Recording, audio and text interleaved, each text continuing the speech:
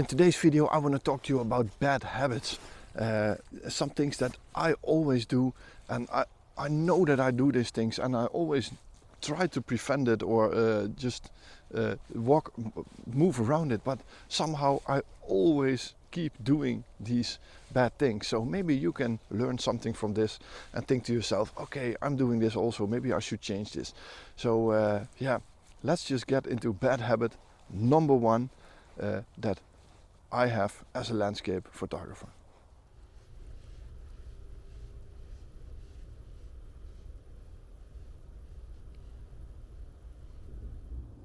So the first bad habit that I have is this, my neck strap for my camera. You know, I'm the kind of photographer that likes to walk around with my camera just around my neck, walk around and every now and then look through my camera to find images. And I know there are other photographers that keep the camera in their bag until they've found the shot and then get the camera and just take that shot. But I'm not like that. I'm more of a on-the-fly guy. I just see things, and if I see something interesting, I take a photo of it. And I want that camera to be close to me. And of course I change lenses and all that stuff. But the bad thing that comes with this habit is this neck strap is always around my camera when on the tripod. And when there's a little bit of wind, it always causes camera shake. So I'm always trying to hold it like this to prevent camera shake instead of taking it off the camera. So I know that I do this, and I know that it's a bad habit to have this on in how do you say it? When you want a real steady shot, you know, without any vibrations. But I think having it around my neck offers me a lot of positive things also. And so this is a bit of a compromise that I'm having, you know. I love walking around with my camera around my neck, but I hate it when it's around here on my tripod. So every now and then I just tie it up around my tripod when there's a bit of heavy wind, something like this, just to prevent it from causing any vibrations in the images. But yeah, this is bad habit number one. So if you want to prevent camera shake, get that neck strap off and only use your camera on your tripod. And if you're like me, walking around, just keep it on your neck and try to find something interesting or something helpful to prevent these camera shakes from happening. So while I'm recording this video, I'm actually trying to look for a decent shot here to photograph, but it's just one of those mornings with nothing interesting, gray skies. You know, it happened to me a couple of times lately that conditions aren't what I was hoping for. There was some fog predicted, but it just didn't come. And right now it's just overcast, white clouds, no colors, and yeah, just absolutely nothing of interest has come to my eye until now. So yeah, maybe something will come, or else we'll just leave it to this bad habit video. So the second bad habit that I always have is when I'm shooting panoramas or bracketed images or anything. And if you've ever been to one of my talks or lectures or anything, and if you're watching this channel for a while, then you know that I always tell people when shooting a bracketed image or shooting a panoramic image, always use your hand before the first shot to get a dark image, then take your shots and take another one with your hand behind it. And why is that? If you're in Lightroom and you have all these panoramic or bracketed images next to each other, it's really difficult to see which images belong to which set of images that you photographed on location. So when you put in a dark frame or something with your hand that you really notice very quickly, then you have this reference like, okay, this is the start of my set and this is the end of my set, and I need to put those images together as a panorama or as a high-res shot or whatever you want to do with it. And I always give that advice, but I never do it myself. You know, I don't know why, but I'm always struggling with this. You know, I'm just so busy on location with trying to find these images or reacting to certain light conditions very quickly that I just forget to do this. And it would save me so much time actually in post-processing if I just do this. But yeah, it's really stupid. So I always give this advice when I'm out somewhere, but I never do it myself. So I think it's a real bad habit, and I am going to look to do this in the future because it will definitely help me. But yeah, until now, I think if I look at my Lightroom, it maybe 2 of the 10 times I do it. So yeah, if you want to prevent this and you want to learn from this, just program yourself to put your hand in front of the lens, take a dark shot, and it will make life much and much easier.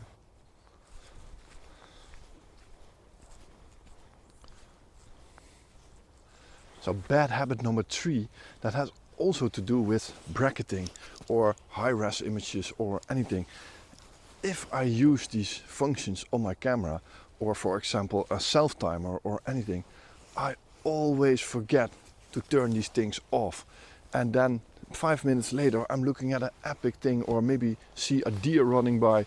I'm trying to shoot it, realizing that it's still in high-res mode or bracketing mode, or it has a self-timer on it, and it's just so frustrating. And it happens to me on almost every trip that I'm just walking around and I'm thinking to myself, why did I do this? Or turning off image stabilization on a tripod and then walking around, coming back home, looking at my images and thinking, why are these all shaky? Well, I just forgot to turn on the image stabilization when I got it off the tripod again. So yeah, that's one of my real nasty bad habits, I guess, which really results into missing shots. So just program yourself. If you've used something, turn it off and then move on again, because eventually it will give you more good shots instead of missing those epic shots maybe because of a stupid mistake of not turning off a certain camera setting.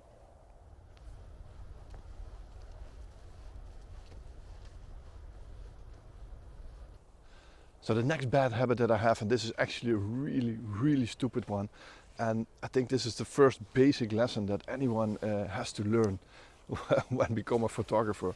When you've come home and you've downloaded the files from your SD cards, and in my case it's camera files, video files, drone files, whatever you want, clean your SD cards, just get rid of those images.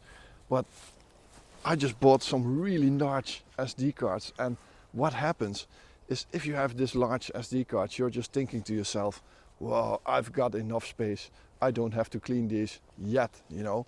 I haven't processed these images, I have a backup on my camera.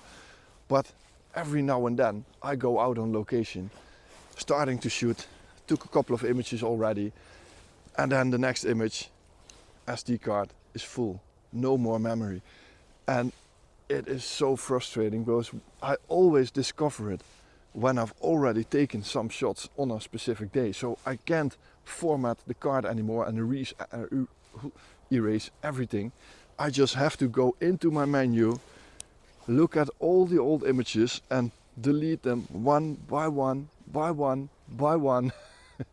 And in this case, with the OM1, I'm actually able to touch them on the touchscreen, so I can select a lot of them, but it takes a lot of time and a lot of effort to delete those files. So if you don't want to prevent this, just teach yourself, put it in your rhythm to empty your SD cards when on location. It will save you a lot of trouble. So the next thing I want to talk to you about, and I don't know for sure if this is a bad habit or a good habit, but I always carry around way too much gear. You know, I think one of the main reasons why I'm so flexible and able to find a shot in any condition is because I always carry around all my lenses, or almost all my lenses. So just let me show you what's in my bag on any given day that I'm out for photography. So I have the 12 to 40 2.8 here, the 40 to 150 is on the camera here, 100 to 400, this is the 7 to 14, which I rarely use, 60mm macro and a 300mm f4 prime lens. A lot of batteries, 2 filter pouches, yeah, just a lot of stuff, and 2 teleconverters are in here, and all my video gear is in the front pouch here of my backpack. So you see, I have a range of lenses that cover everything from an extreme wide angle to an extreme telephoto to a macro. I just have all these lenses, but I also own, for example, a 12-100 f4 lens that I always have at home for in case I really want to travel light or want to go up in a mountain somewhere, which rarely happens, or for example for shooting the children at home. It's very easy lens because you have this large range, but I think I can manage to photograph maybe 90-95% of my images with the 12-100 and the 100-400. So I would only need to carry 2 lenses to get every shot that I have. But these are not the best lenses if you talk about the glass. They are really good, so it's marginal, and it's maybe maybe stupid that I'm saying that, because they are really quality good lenses. But the 2.8 lenses and the 300 f4 lens, they are just that slightly better crispy images, and I just really love those lenses that are in the bag right now. And I just can't make choices in this case what I want to bring or don't want to bring. So I always carry around everything, and that gives me the flexibility to look for wide angles, look for those post stamps on the horizon, and look for those macro shots. I can shoot everything because every range is covered with what's in my bag right now, and the whole thing, including all the camera equipment for video recording, is not weighing more than 10 kilograms. So that's the benefit of the Micro Four Thirds system, I guess, that it's all light, small, and you can carry around all these lenses without breaking your back or anything. Of course, it's different when you're going to a mountainous area and you're doing large hikes. Then I might have to make the decision to go for that extreme light set with the 12-100 and the 100-400, and that would be perfectly suitable for those conditions. But yeah, here in the Netherlands, where everything is flat and you don't do these large hikes, I always carry around everything that I have. So the next bad habit, and this is a real bad one, I'm not that neat on my equipment. You know, I'm not the kind of guy cleaning its sensor every month or every 2 months. I have this OM1 for 1.5 years now. I have never cleaned the sensor of this camera. And worst of all, I was just looking at the glass here in front of this camera. Well, just have a look. I hope you can see it. But this glass is so dirty. It's just amazing. I never clean those lenses. And you know, the funny thing is that I have never noticed it when I'm post-processing an image, that there is a dust spot or some dirty spot on my lens. The only thing that every now and then happens to me when I get a lot of flare in my images, I usually look at the front of my lens and then think to myself, ooh, this looks bad. And then I just clean it, and usually the flare just is gone. But if you're not shooting directly into the sun, there's just no need to do it every now and then, in my opinion. You know, I know there's people that definitely disagree with this, but yeah, it's just a bad habit. You know, it's very easy to get back home, and when you're exchanging the files to your computer, just get a lens cloth and just clean those lenses up, put them back in the bag, and you will be set to go in the next for the next adventure.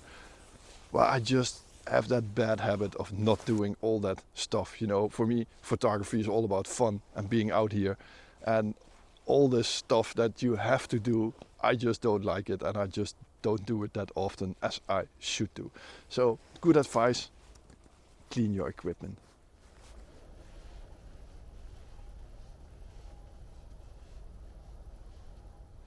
And this next bad habit, I think every photographer might have this, but I think I have this pretty strongly, that I'm never convinced about my own images. And it actually doesn't matter how many times people comment and say that I'm having great images, or when I'm having lectures and you hear the whole room of people like, whoa, this is a great image. And then still I am looking at it and thinking to myself, well, it's okay, but it could be better. You know, I don't know what it is. I'm never satisfied with what I shoot myself. And I've heard this a lot with other people that have experienced it. But just be confident in your own photography and just enjoy it. But there's also a risk in this. If you don't put that boundary up high for yourself, you might get satisfied with those okay shots instead of looking for these really incredible cracker shots. And that's always a bit of a risk. So I think that's the thing that I have, you know, if you go out as much as I do and you have these epic conditions or epic shots every once in a while, then a day like this is just a bit boring, you know, and there's nothing satisfying coming from these images, while someone else would take a lot of images and be happy with them. You know, quite possible, but I don't know what it is, but it's always the case. And even with those cracker images, those portfolio worthy images, that the whole room when I'm giving a lecture is like, whoa, this is a nice one, I still don't have the feeling with those images. I don't know what it is, and hopefully it will disappear over the next years or so. I get more confident about my own photography, but yeah, it's a bit of a thing, I guess. So am I going to change this? Yeah, I hope I am going to change this, but I actually don't have an idea how to change this. Maybe it's just getting more experience and yeah, getting yourself out there even more. And I think if you hear enough times that you're taking nice images, eventually you will start believing in yourself. And that's something really important. Always try to believe in your own images.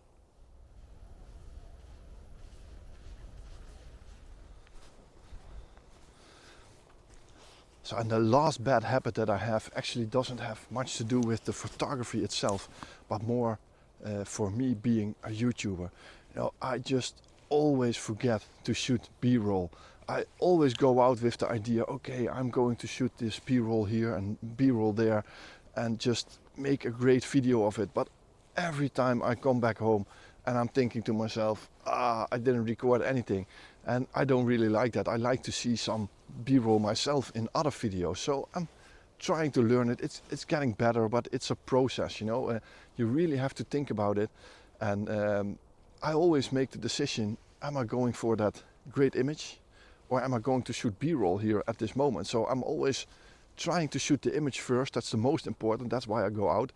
And then the B-roll is the second choice. You know, if there's nothing else to shoot anymore, in my opinion, I shoot some B-roll on my way to the next image or anything. But sometimes I'm just so in a hurry, thinking there might be a next image there or there, that I just forget to do it, and it makes the editing a lot less pleasant. So it's something that I'm going to do more often, put some more B-roll in a video, and yeah, hopefully it will be more present for me to edit and for you to watch. And the second thing about this video recordings, it's actually of being a YouTuber. I just can't talk when there's other people around, and I've seen other YouTubers that have the same, like Thomas Heaton. I know he just can't get a word out of his mouth, and I'm having the same. You know, when I'm out with some friends, I don't have a problem with it, but when there's someone else walking around here, or I'm in a busy spot, very popular, I just can't do it. I just can't speak to the camera. And for example, I've seen other people like a Photo Trapper, for example. He has no problem with that at all. At least it looks like that on the camera. But for me, that's still a struggle. And I think that also has to do with the last point, that I'm not that confident about my own photography or my own stuff. Even though people always tell me that it's very good and I'm a brand ambassador and all the stuff, it just still isn't good enough. I don't know why that is, but yeah, I think that's it. So I'm gonna leave you with that as my last point of bad habit that I have. So I hope you can use some of those bad habits to your advantage and prevent them for yourself. I'm definitely going to try and do better for myself on those bad habits and try to prevent them in the future. So thanks for watching. If you liked this video, I didn't find any image today. You know, it doesn't happen to me that much. Maybe in 2 years time this happened to me. This is maybe the second or third time that I just couldn't find an image when I was out here. It's just all brown, gray, no colors, no structures, nothing interesting. I don't know what it is, but it just wasn't my day. So I hope you still enjoyed this video, and yeah, I hope to see you on the next one. So if you like this one, don't forget, push the thumbs up button, and the next video will be an on location video as always, with hopefully some cracking images. And if you didn't subscribe already, there is a subscribe button underneath this video. If you push it and select all on the notification bell, you will get a message when I release my next video. So thanks for watching. Hope to see you on the next one. Bye bye.